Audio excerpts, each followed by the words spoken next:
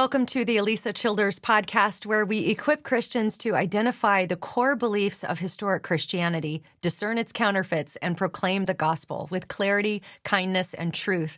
And today's episode is brought to us by Impact 360 Institute, where they create life-changing experiences for students. Go to impact360.org to learn more. Now, today, I'm very excited to bring you a discussion I had with Dr. Erwin Lutzer. We've had him on the podcast before to talk about his book, We Will Not Be Silenced, about Christians living out their faith in a culture that's becoming increasingly more hostile to Christian beliefs. Well, he's just written a new book called No Reason to Hide, and he's going to be talking about that with us today. I loved this conversation that I had with Dr. Lutzer. He has so many years of wisdom under his belt, such well-researched material, but he talks about everything in this book, talking about progressive Christianity, deconstruction, the LGBTQ plus activism that we see in our culture right now, wokeness, social justice, all the things. There is nothing that he shies away from talking about in this book and in this interview that you're about to hear. Some highlights for me was when he talked about propaganda and how language today is being used as propaganda. I found that portion of the conversation to be incredibly enlightening. So I'm really excited to bring that to you. He talks about diversity, equity, and inclusion and how those policies actually fail to help minorities. And actually kind of promote discrimination. So we talked about all these really interesting things and how social justice is even being used as a Trojan horse in the church and how dangerous an ideology it is. So I'm very excited to bring that to you, but I want to let you know about some upcoming guests we're going to be having on the podcast. We're going to be having some really great discussions. So be sure and subscribe wherever you're listening, whether it's Apple, Google, Spotify, YouTube. Subscribe. If you're watching on YouTube, click the bell icon to be notified every time we release a new video, because we have some really great conversations you're not going to want to miss. We're going to be talking with Dan Kimball. Dan was one of the early founders of the emergent movement that morphed into progressive Christianity, although early on, Dan couldn't go along with what was happening. So he had to split from that movement, and he has some really great wisdom to share with us about his experience and how we can be aware of the progressive shift today as somebody who really lived through it the first time. We're going to be talking to Andreas Viget, I think it is, Andreas Viget, who is sort of a specialist on the theology of Kenneth Copeland. And we were talking and we realized that this is going to be a fun episode. Kenneth Copeland and Richard Rohr have some very similar views when it comes to creation, and that view would be panentheism. So that's going to be an episode you're not going to want to miss. We're also going to be talking with Dr. Everett Piper, who has been in I would say, the ring of fighting against wokeness and the social justice ideologies for a very long time. So he's going to come on and share some of his wisdom with us. So be sure you subscribe so that you can know when those episodes are coming out, because we don't want you to miss them. All right, without anything further, I am very excited to give you this conversation I had with Dr. Erwin Lutzer. Well, Dr. Lutzer, I have been so excited about this conversation, and I want to just thank you so much for writing this book, No Reason to Hide. You really brought the fire with this one. And so we talked a couple years ago about your wildly popular book, We Will Not Be Silenced. And this was just right in the wake of COVID and George Floyd, and all of these things were happening, the chaos in culture. And now 2 years later, you come out with No Reason to Hide. I love the subtitle, Standing for Christ in a Collapsing Culture. And I'd love if you could just share with us, what were the developments in culture that, prompted you to write sort of I don't know if you would call this a companion or a follow-up to We Will Not Be Silenced. Well, Alisa, I looked over the culture and asked myself the question, what kind of issues does the church really face? And, as you look at culture, you realize, of course, that we are in a battle. And by the way, we didn't choose this battle. Right. It's not as if we as Christians went out looking for a fight. The culture has come to us, and it cannot be avoided. And this interview, I'm sure, will make that very, very clear. So I looked at it and I said, well, DEI, diversity, equity, and inclusion, the rise of the self, and then, of course, the whole idea of collective demonization, how today, for example, if you're a chemistry professor even if you have a PhD and you're a good teacher and you apply at a university, you'll be asked whether or not you go along with multiple pronouns and whether or not you're buying into the whole woke agenda. It never used to be that way. And then, of course, in addition to that, I discuss this question. What do we do with those people who say you ought to feel guilty because you have stolen the land? So I deal with that issue, and that's not dealt with, of course, in my other book. There are a bunch of new issues in this one. And then one of my favorite topics, and that has to do with the whole business of how language is used in propaganda. And I hope we get a chance to talk about that. And then, the whole issue of trans and how parents should be able to help their children if a child comes to them and says, I think I'm trans. Then I deal with education in the schools and then the Great Reset. But maybe one of the most important chapters is the last one on how to suffer for Christ and consider it to be a badge of honor. We as Americans need to rethink our view of suffering for Christ. That is such an important point, because as we see, it seems to be in culture, there's all this chaos going on as it would relate to race and American history and the propaganda of language and the sexual ideologies that are out there. But there's also, at the same time, there seems to be this idea that your life is just about you. It's about you being happy, chasing your dreams, being personally fulfilled in every possible area. It's just kind of like the God of self. And I agree with you. I think that Christianity offers the best answer to suffering, gives absolute purpose in our suffering. So I definitely want to talk about that. But I'd love to start with the propaganda piece, because this is something I've been thinking a lot about. Dr. Lutzer, when I go around and speak, probably the number one sentiment that is relayed to me from people who work in places like public schools and businesses, people that are not in full-time ministry, is this issue of having to go through the diversity, equity, inclusion training, or being forced to use pronouns of other people or declare their own. And of course, teachers in public schools are facing such a battle. Alisa, you actually raised two separate questions, and I don't know exactly which one to attack first. But let's talk about propaganda, and then, lest I forget, please ask me about the whole trans phenomenon. Okay? Oh, yes. Well, let's talk about propaganda first. Remember that the purpose of propaganda is to so shape people's view of reality that even when confronted with a mountain of evidence, they will not change their minds. In other words, propaganda has to work that way. And one of the reasons I have such an interest in it is because of my interest in Hitler. Some of you might know that I wrote a book entitled Hitler's Cross, which is still for sale, where I talked about all the cultural streams that brought about Nazi Germany, the response of the church, and so forth. But Hitler said, with the right use of propaganda, we can make heaven appear like hell and hell appear like heaven. What you need for propaganda, of course, is, first of all, an enemy.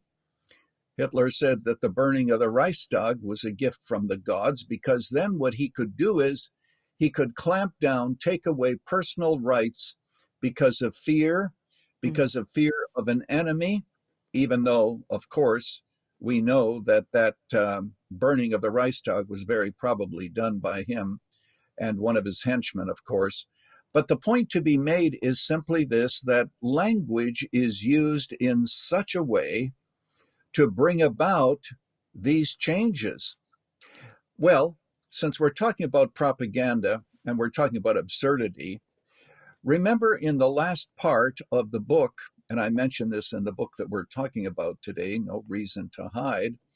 Remember in the last part of 1984, George Orwell's book, Winston is taken into a room and he is told that 2 + 2 is equal to 5. Sometimes it's equal to 3. And sometimes it is both. Now, I've thought about that. And at the end of the book, you remember he ends up loving Big Brother, which is fascinating. But what they wanted to do is to get Winston comfortable with living with lies. So, in order to have propaganda, you have to live with lies, and everybody knows that we are living with lies and expected to. Men can have babies too, or a woman can be a man and a woman can be a father, or that a student, can be a cat. Absurdity. And this comes to mind as I'm answering your question. Ayn Rand was not a fan of Christianity, but she often said some very wise things. She said it's possible to avoid reality, but you can't avoid the consequences of avoiding reality. Absolutely profound. But back to propaganda. So, how is language used? Well, first of all, it's used in slogans, and behind the slogan, there is a hidden meaning. But let me give you another example that I use. And that is in one of our universities that I quote in the book, where it goes on to say, here are some banned words. You can't say policeman, you can't say freshman, and it goes down the list. And by the way, if there's a barber shop in your area, you can't say that he takes in walk-ins because you might offend some people who can't walk. After all, there are people in wheelchairs. Now, Alisa, let's just take a deep breath and figure out what is going on here. Is the intention to elevate the discussion? Of course not. It is intended to shut down the discussion. It is intended to silence students. Nobody knows what is right or wrong. Can we still go into a restaurant and ask for a menu? Can women still have a manicure? Nobody knows. Yeah. And so, as Orwell points out, words are used to narrow the realm of thought in such a way that you are in this ditch, so to speak, and you can't get out of it. And eventually, you won't even have the vocabulary to get out of it. So that's one way in which it is used. And we could go on. I think I list 6 different ways that language is used in propaganda. Let me give you one other, and then we can move on to the transgender subject that you brought up. Let me give you one other, and that is how words are used in such a way that you don't have to discuss ideas. You transfer them and they become mental states. For example, you're pro-life, you hate women. You believe in strong borders, and in my book, I argue as to why we should have strong borders, but you believe in strong borders? Well, you know what? You're racist. And when if you are opposed to same-sex marriage, you're a bigot. The other day on TV, someone who's very famous said this. I won't name her, but she would be known to your audience. She said, we would not have an environmental crisis if we didn't have racism. How do you connect those? Yeah. The way some of these people reason is, if it walks like a duck, quacks like a duck, and lays duck eggs, it must be a camel. So, so we're living in a very irrational age. So those are some of the ways in which language is used to do propaganda. And then the other thing, of course, is to use a small event and to paint with a broad brush and make it something that is applying to everyone, etc.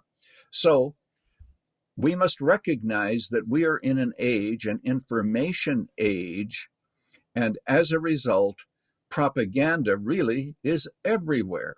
And I can also respond, I'm giving you a long answer here, but I can also respond as to how we as Christians should respond to propaganda and understand that we always have to get back to the Word of God. As a matter of fact, I'm going to give you this illustration right now. And then, Alisa, will talk about transgenderism. All right. Here in Chicago, a young pastor at Moody Church, he and his wife were having their first baby. He was in the delivery room, and the little baby was stuck in the birth canal. Suddenly, panic throughout the room. And of course, he panicked too. But a doctor came over to him and looked him square in the eye, just like I hope everyone who's watching this looks me square in the eye and said this: "In a moment, there are going to be 20 people in this delivery room. There's going to be a lot of buzz, but relax. We've been here before, and we know what we are doing, and everything is going to be okay." And we can watch CNN from early morning to late at night. We can watch Fox News from early morning to late at night. And it will not feed our soul. It will inform us. And you and I, especially, we watch a lot of news because we write about these things. But there are times when we just need to back off, get into the Bible, and remember that God says, "Don't worry. I know what I am doing, and everything is going to be okay." Mm.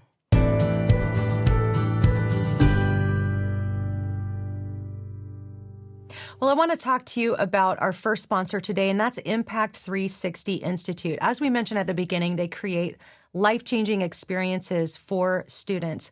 They have summer programs and also a 9-month gap year program. I teach at all of the events, but the one I really want to encourage you to consider today is the Propel event. This is 1 week. If you have a student in your life, in your family, who is looking for some kind of a summer camp experience, I can't recommend this highly enough. It's a great introduction into the ministry of Impact 360. It's only 1 week where your student is going to be discipled.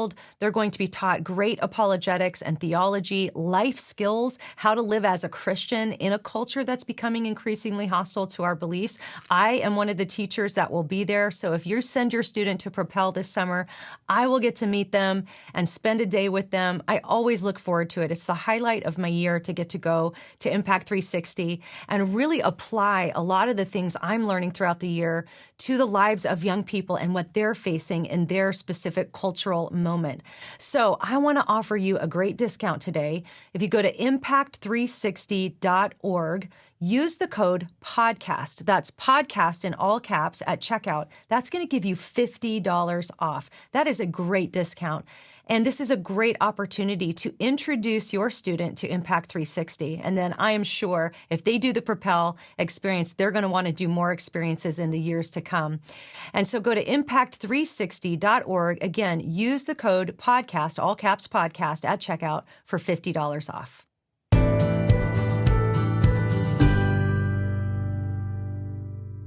Well, that's comforting. That's good. Now, I am going to answer your question about transgenderism. Well, let me pop in. I promise we'll talk about transgender in just a second because that's a topic that has been really in my heart and mind lately. But I do want to just comment a little bit on the language because I think this is so important. When I go out, in fact, this kind of ties us into the transgender conversation. But when I go out and speak, one of the questions I'm asked very often if we do a Q&A or something like that is somebody will say, what do we do about pronouns? Because for my kids' generation, my kids are 14 and 11, and it's the number one issue that they're facing is the radical gender theory, trans ideology, and the pronouns. Because they, for my kids' generation, and I tell people, you cannot shelter them from this. You can lock them inside your house, and they're still going to hear about it, even if they don't have access to screens. It is just absolutely everywhere. And so what I tell people with the pronouns is, it's really not that difficult. You don't live by lies. That's when somebody else is forcing you to tell a lie. That's the line. You don't have to live by lies.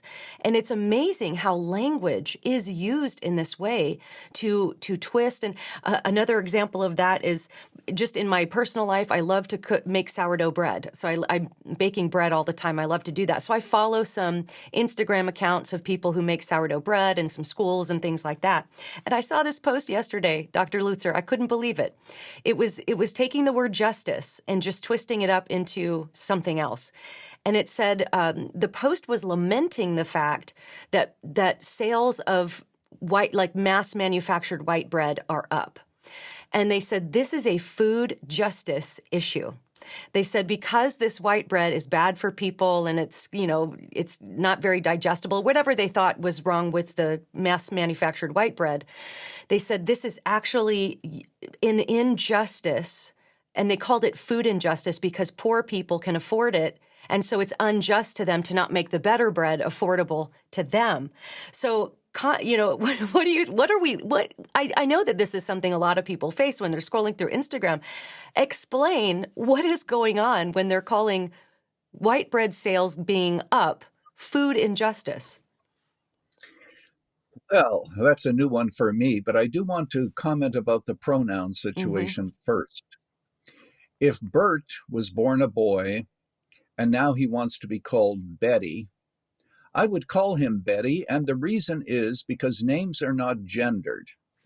And as a matter of fact, many couples today name their girls, their baby girls, by what we used to call boys' names. But if you ask me to use the pronoun she for Bert, I can't do that. I'm with you on that. You don't live by lies. And what you try to do is to help them to understand, oh, you have your truth, and I'm supposed to respect that. But you also have to respect my truth because my truth says I can't say what I know to Mm-hmm. be false. And so, what you have to do is, if anything, maybe never use the pronouns, always call him Betty or whatever name he wants, and get around the pronouns like that. But you cannot, in good conscience, as a Christian, call a boy a she. That's where I draw the Yeah. line. Yeah. Now, justice. Oh, my justice. People today say everything is a justice issue. If you want to attract attention and to get people on your side, just call it a justice issue. Now, here's the problem. When justice is severed from the Bible and God's righteousness, when that happens, justice can go in any direction people want. Even in the book of Judges, when the people, the Bible says, they did that which was right in their own eyes, we could translate that they did that which was just in their own eyes. So the word justice is being misused today and applied to everything and every agenda imaginable. For example, you have marriage justice, which is same sex marriage. You have reproductive justice. Reproductive justice is, of course, abortion. You have all the issues of, the whole issue of the border. You have that justice. You have immigration justice. That's the word I was searching for. And now you have bread justice. One of the most important verses in all the Bible, and I wish I had looked this up before I came on today because it's a very important verse. I do think I have the reference. Isaiah 59, verse 12. It could be verse 14, where it says this: Righteousness stands afar off, and justice is not allowed to enter, because truth has stumbled in the Mm. public square. Mm. So, unless we get back to biblical truth, people can tag that word justice onto any agenda that they want. And what we need to do, and this is why the social justice thing is so complicated. There are people who say, well, shouldn't you be in favor of justice? What does the Lord your God require of you but to do justice? Well, yes, but it's biblical justice. And that Yeah. has to do with equal opportunity. It has to do with equality before the law. It even has to do with giving to the poor. It has to do with those things. But biblical justice, using that word, can't be tagged onto any agenda that we want and justify it and say that this is a just cause.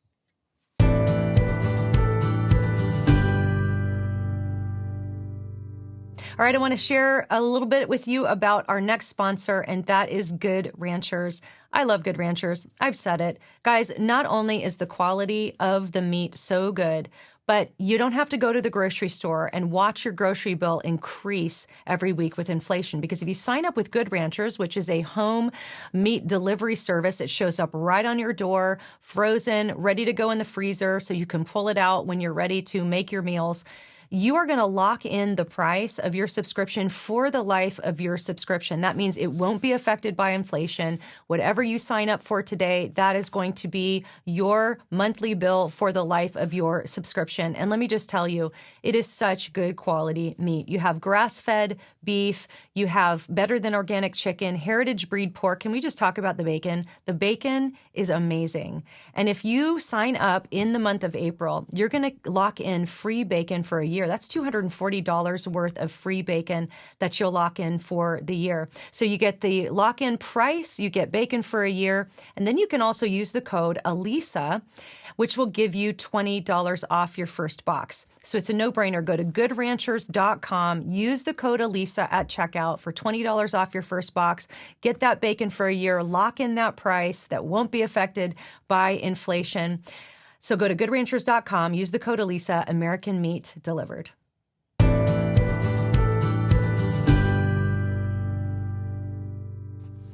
Yeah, and all of these categories seem to be sort of collapsing into the same thing. Like you have the justice, you have trans ideology, radical gender theory, the wokeness when it comes to even discussions having to do with race and things like you mentioned, giving the land back. How do we navigate that conversation? And I'd like to just sort of talk a bit about the transgender ideology, because one of the things that has really just lit me up lately as far as just what I've been really interested in and kind of I've been awakened to the social contagion aspect of the transgender ideology, and it's specifically how that's affecting young girls. Of course, we know it's not just girls that are being affected, but young preteen, teenage girls are being affected at just more dramatic rates than young men. And of course, prior to recent times, there were always people who had gender dysphoria. It was really quite rare. But today, it seems like, at least among the kids that are my kids' age, that's actually how you fit in. I mean, if you don't have a letter from the LGBTQ rainbow, if you don't get to identify as one of those letters, you're really not in the in crowd. And so it's really like a social contagion among so many of our young people. Why do you think that is? And maybe, whatever else you want to say about that topic, I'd love to hear your thoughts. First of all, the reason it's a social contagion is, remember this, Lisa, most Christian parents even don't raise their children. The culture does. And the culture does because of the influence of education, the media, and the cell phone. So you're absolutely right. Many kids consider themselves out of the mainstream unless they're trans. And you and I know, and this is deserving of tears, that many young women have surgery that is really irreversible because they want to become a boy. Now, you just think long term as to what that really means and how lives are going to be destroyed and are being destroyed. And more of these people are beginning to come out and to let the world know that this is not the direction to go. But now to your question. A teenager comes home and says, Mom and Dad, I'm trans. What do you do? What do you say? First of all, knowing teenagers, listen very carefully, because teenagers will not respond to a quick response, especially if it comes judgmentally, and then they'll say, my parents don't really understand me. So listen carefully, but then explain this. Self-perception is not an accurate guide as to who you are. You can go into a psych ward and you can meet people who genuinely believe that they are Napoleon. As a matter of fact, I heard a story one time about a man who said, I am Napoleon. And the man next to him said, who told you that you are Napoleon? He said, God told me that I was Napoleon. And the other guy said, no, I didn't. Now, made simply this. Self-perception can be wrong. Now, the illustration I use in the book that we're talking about, No Reason to Hide, is that of anorexia. Mm. You and I know that a young woman looks into the mirror and believes that she is overweight, when in point of fact, she is starving herself to death. Now, should we say, well, only she knows who she really is, so we should have no input into her life, which is, of course, the contemporary mantra. Only you know who you really are. Well, no, you might be mistaken as to who you are. We have to help our young people to understand that they do not have a body problem, they have a mind problem. And why is it so right that the body should be mutilated to conform to the mind? What's wrong with saying that the mind should conform to the body? And you're right. There's a small percentage of people, I read about 1 in 10,000, who genuinely has gender dysphoria. But now everybody seems to, by everybody, I mean so many of the teenagers, they're all trans. Mm-hmm.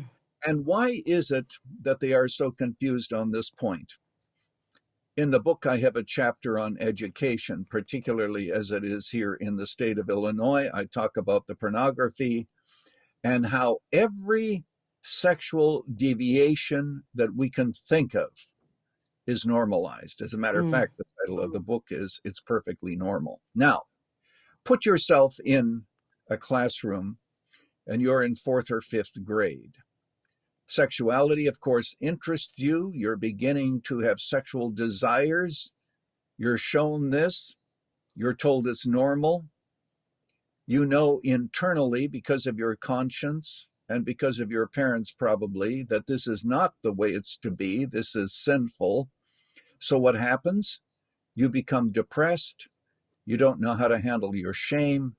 You don't know how to handle this. And then what you do is you think, you know what? I have so much internal emptiness that I don't really know how to deal with. You know what, Mom and Dad? I think I'm trans. Maybe if I became a girl, it would finally bring about the kind of peace and unity within me that I am seeking. When in point of fact, the issue has to do with what they are being told. The issue has to do with guilt. And that's why, as parents, it is so important for us to help our young people to understand the forgiveness of God and the cleansing of God. That's right. Because, Alisa, you know right well, I don't know the ages of your children, but you know that children are going to see things that they shouldn't see. They're going to be introduced to concepts and images that are destructive. And so there's no use trying to put our heads in the sand, so to speak. What we have to do is to help them to understand that God not only forgives us, but he can cleanse us from all unrighteousness. And the answer to your guilt and to your shame comes through Jesus Christ, our Lord, and you don't have to live that way. So that's the hope of the gospel in the midst of this very, very confused world. Yeah, and it's absolutely everywhere. Here's an example. Recently, it was in the news that American Girl has produced a body image book for young girls, basically answering questions like, how should you feel about your body? They address things like eating disorders. Well, I actually got a copy of the book because I wanted to look at it myself. And I got to say, even though I kind of knew what to expect, I was shocked. They have this book is aimed at young preteen, teenage girls, and it's basically telling them, hey, your gender identity might not match up with the sex you were assigned at birth. So here's what you should do. Experiment with baggy clothes and a buzzed haircut. Maybe you could try some frilly dresses. Basically just telling them to try all the different stereotypes and then pick what they are. And then they elevate. They have, stories of different quote unquote girls who are in the book actually trans, so they're actually boys. And then they teach intersectionality. There's a whole page on intersectionality about how your gender, your level of ability, your race, all of these different categories intersect that make you who you are. Just teaching girls that all of this stuff is your identity. And if your body if you're not comfortable in your body, it actually says in the book, you can can, go to your doctor and get, medications and things that can press the pause button on your puberty. And then it says, if you don't have a trusted adult who will help you with this, there's a list of resources. So they're basically telling these young girls, if your mom and dad aren't on board with your transition, look at page 97 because we're going to give you some resources. So I just wanted to say that for our audience, because a lot of people might think, well, this isn't going to come to my house, right? This isn't going to touch the people in my life. But it is the number one thing that my kids' age group is facing, to the point where it used to be when you'd say, you'd meet somebody for the first time, you'd say, hi, nice to meet you, or something along those lines, or how are you? Today, it's, hi, what are your pronouns? That's the kind of pressure our Christian teenagers are under. It's just the little compromises, the little lies that we concede to one by one. And it kind of reminds me of Christians in the first century. We like to talk about the more, fantastical persecutions, like being burned in Nero's gardens, and all of that, of course, is true and inspiring. But, there was also this sort of daily grind kind of thing where if you were in someone's house, you would be expected to bow to the household idol. If you didn't bow to the household god, it was really considered disrespectful and very quite rude.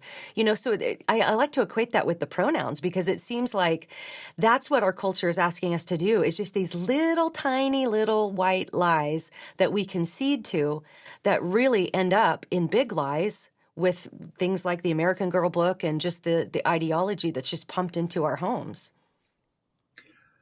Alisa, what you have just said is beyond horrible. I had heard about that, but I don't have a copy like you do. And to think that they are telling these impressionable young girls who are trying to find out who they are, they're growing up in a world of competition, that they have all of these different options. And of course, kids like to explore. They like to think, well, this is the answer as to who I am. It's totally destructive. As a matter of fact, it is demonic.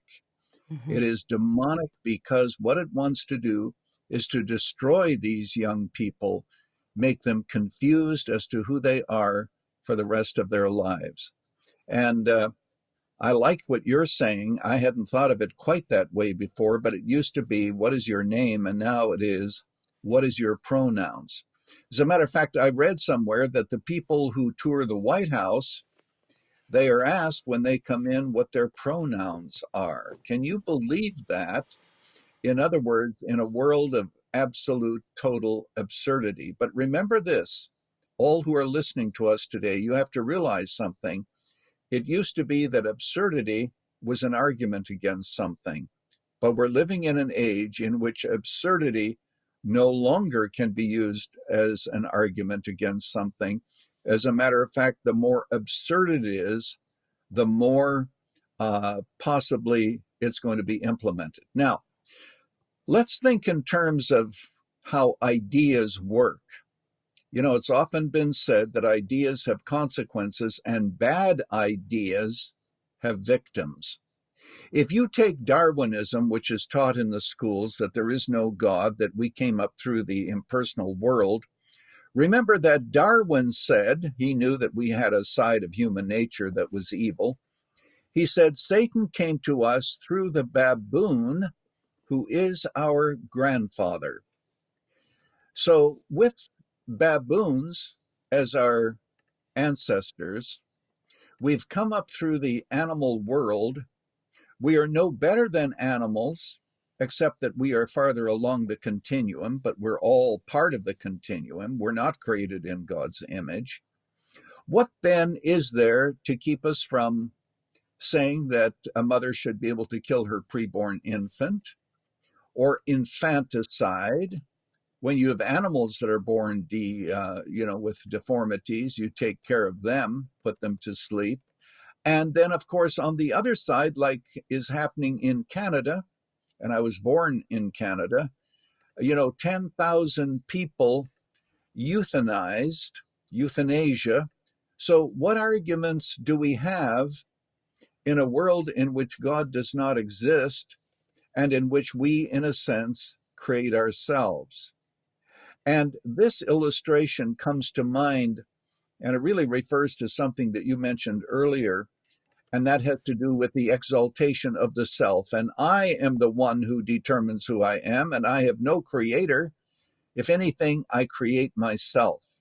I got this from John Stonestreet, and I use it in the book. Imagine, let everyone imagine that you are in a big city and you're lost. But if you have a magnet, if you have a compass, I should say, you know where north is. And if you know where north is, then you know where south is, and you know where east is and west. But let's suppose that you have a magnet in your backpack. So the compass always points to you. You have no idea if you're going in circles. You don't know who you are. You don't know if you've made progress. You don't know if, there's any true north at all. It's all up to you. And you can imagine the confusion that happens in the midst of a world like this. And Marx taught us that the family had to be destroyed because, after all, it was a unit of oppression. Men oppressed their wives, children oppressed their parents. They took them to church. God was the ultimate oppressor. So with the breakup of the family, so many young people today have no rudder. They have no north in their life, and they are just adrift. It is indeed, if I might mention the phrase again, deserving of tears. Boy, isn't that true? In your book, you have a section that's called How an Evangelical Church Goes Woke. I'd love to talk about that. You tell a story of a friend of yours where the church had an all-white staff, but the congregation is diverse, reflecting the makeup of the neighborhood. Everybody, white, black, blue collar, white collar, professional factory workers, all assemble, focus on the gospel, worship the Lord together. And then you tell the account that your friend gave about when the chaos and culture broke out. Talk a little bit about that, because I think that the reason I'm interested in your thoughts on this is that back when I was researching progressive Christianity, yes, progressive Christianity was very social justice oriented, and I mean that in like the critical social justice, not biblical justice type of idea. But, generally speaking, you had evangelical churches that were doctrinally sound. And then when the George Floyd thing happened, you started to see otherwise doctrinally sound evangelical churches start to embrace this kind of wokeness that the progressive church had been embracing for quite a while. And, I wonder if that's not a bit of a Trojan horse for these kinds of ideas in the evangelical church. So talk about, how does an evangelical church go woke? Well, let me give you a little bit of background. It used to be in the 80s and even the 90s, we were working towards racial unity. And just so that your listeners know, at the Moody Church where I served for 36 years, and I'm sure that this is still true today, on any given Sunday, we had more than 70 different countries of origin represented.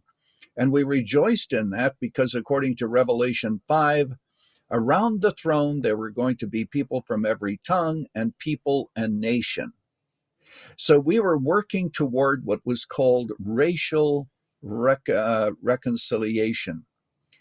But critical race theory came apart and tore everything apart.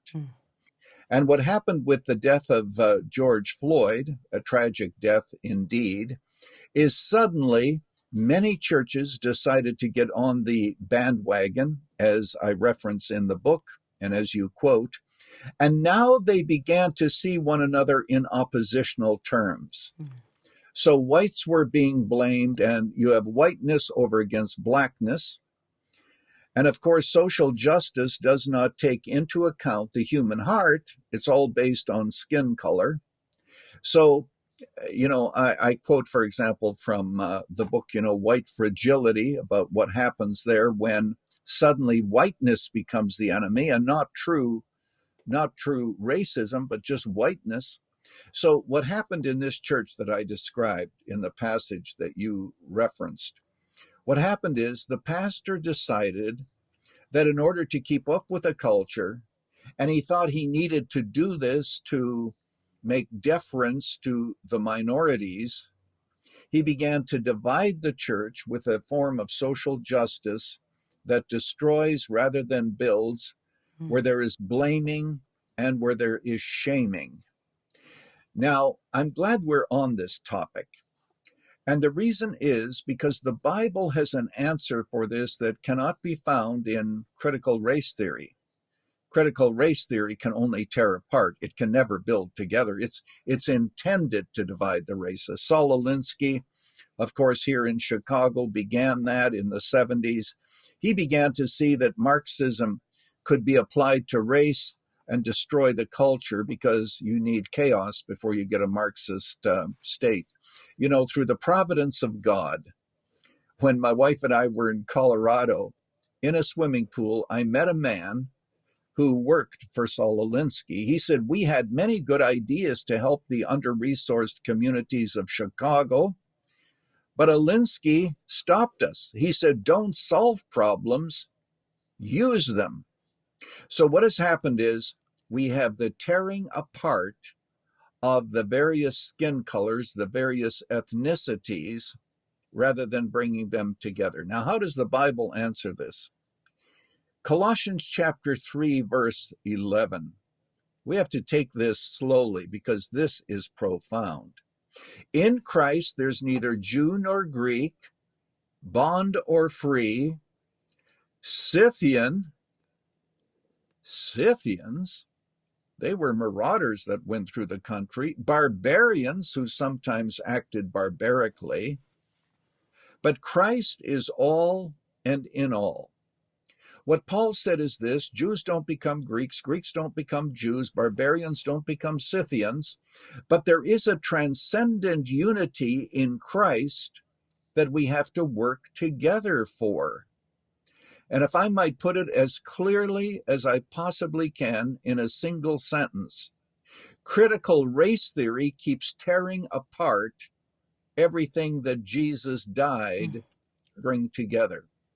It makes us see one another, shout at one another across racial differences and racial walls. And really, biblically, the Bible would say we really don't have a skin problem, we have a sin problem. And that's what needs to be dealt with. But of course, today, it's all a matter of skin. I have to add this. In the book White Fragility, you remember the author says that blacks cannot be racist because they're not in power. Now, imagine what she is saying. She's saying that the answer to racism is for one power group to overcome another power group. It's that conflict. Christianity says, no, the answer to racism is to bow humbly together at the foot of the cross and then get up from our knees and ask, what can we do together to make things better? That's good.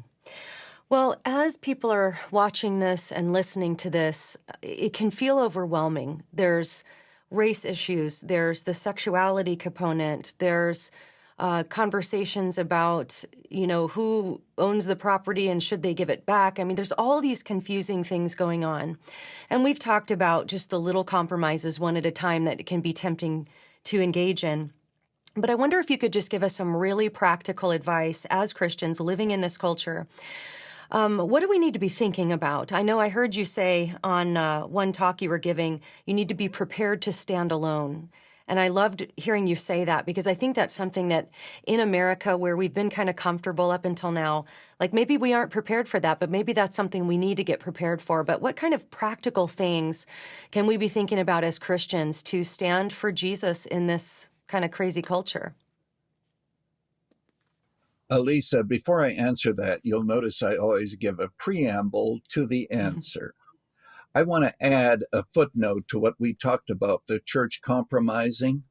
You remember I mentioned, churches that go woke. It's not only because of the racial issue, it has to do with sexual issues.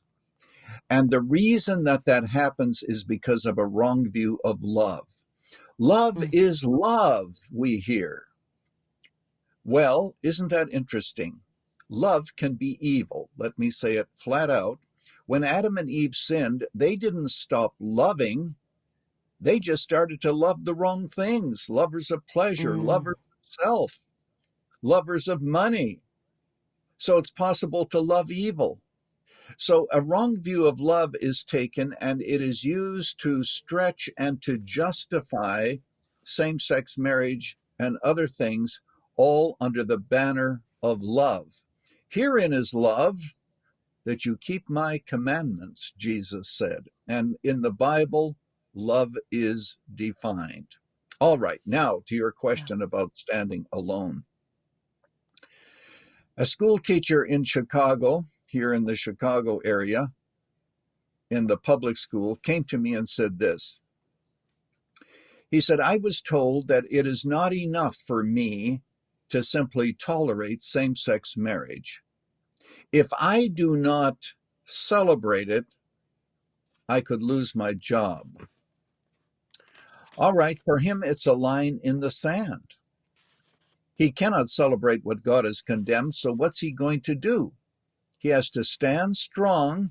And if he gets fired, my next question is the church going to come around him and help him and say, look, we're in a new era.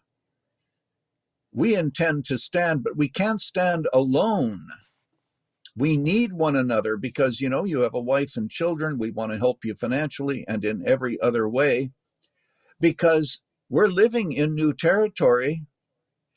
I have visited the Soviet Union even before the wall fell, and in some communist countries since the fall. But during those days, boy, Christians hung together.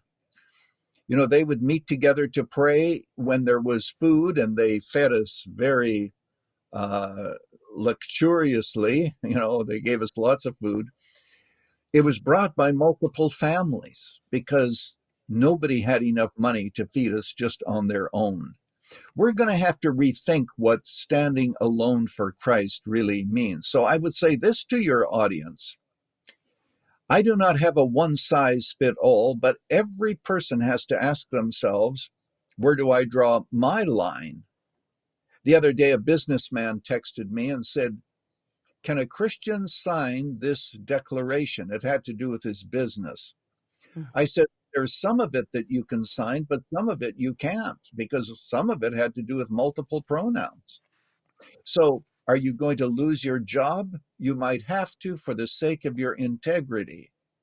And we could go down the line and show where Christians are going to have to take a strong stand. But I believe very deeply it is necessary for us as Americans to rethink our view of suffering for Jesus Christ. You see, because we've also always had it so good, we've had governments that have been generally favorable to Christianity. We've had laws, we've had courts that we could depend on. Well, those days are going away. So the question is this: how are we going to react to this? And do we see suffering as a badge of honor, or are we to the point where the idea of suffering for Christ seems to be a very ridiculous idea? Who in the world would want to suffer for Christ? But if you look at the Bible, and in the last chapter of my book, I delineate 6 or 7 lessons basically from the New Testament regarding suffering, what you'll discover is suffering always positions people to have a new kind of witness. Even the martyrs had a new kind of witness. Suffering also means that even when we're thrown into the hands of the devil, we are still in the hands of God. And that, of course, is proven by the church in Smyrna. But also, blessed are you. Imagine this. We've quoted this verse many times, but it comes to us with new force in our age. Blessed are you if men revile you and persecute you and say all manner of evil against you falsely for my sake. Great shall be your reward in heaven, for so persecuted they the prophets that were before you. So, to the believer out there, you're going to have to determine, since we're talking about standing alone, where your line in the sand is. And you're going to have to say with Martin Luther, here I stand, I cannot do otherwise. My conscience is bound by the word of God. I cannot and I will not recant. Now, Luther believed that when he said that, he would be put to death. He was supposed to be put to death, but for some very interesting reasons, he wasn't.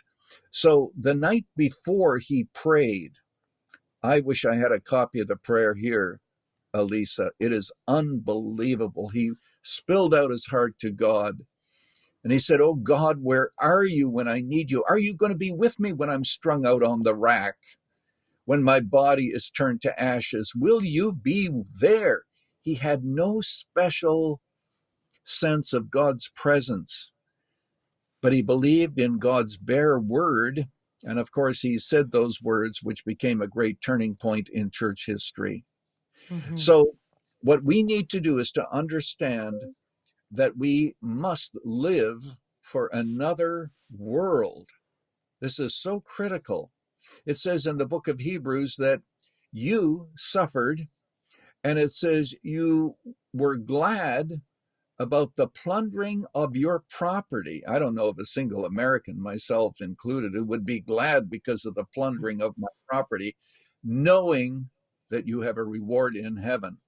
So Yeah. ultimately, we're going to be tested as to how much Jesus Christ really means to us, whether or not we have loyalty to him. We may have to put some sacrifices even on our families, but we have to know that ultimately we're accountable to God, and we have to say, "Here I stand. I can do no otherwise. So help me God." Well, I want to thank my guest, Dr. Erwin Lutzer, for such a great discussion. I hope you feel inspired to go out and live boldly for Christ in a culture that is becoming more hostile to what we believe. As you all know, I love Southern Evangelical Seminary. If you're wanting to go deeper into your education, maybe looking at some higher education options, Southern Evangelical Seminary is the seminary I recommend. I'm a student there, and I learn so much every class that I take. Go to ses.edu/Alisa. You can download a free ebook there and take a look at some of the options, see what SES has to offer. I love that they are standing faithfully for Christ. They're engaging with the topics in culture, and they have a three-pronged approach to every class: apologetics, philosophy, and theology. Every class you're going to get that three-pronged approach. ses.edu/Alisa. Well, thanks again for watching today. Be sure and subscribe, rate, and review. It all helps us to get the word out, sharing this out on social media, sending it to your friends, recommending it. Word of mouth is very powerful to get the word out on things like this. But in the meantime, as we serve Christ, let's remember to keep a sharp mind, a soft heart, and a thick skin. We'll see you next time.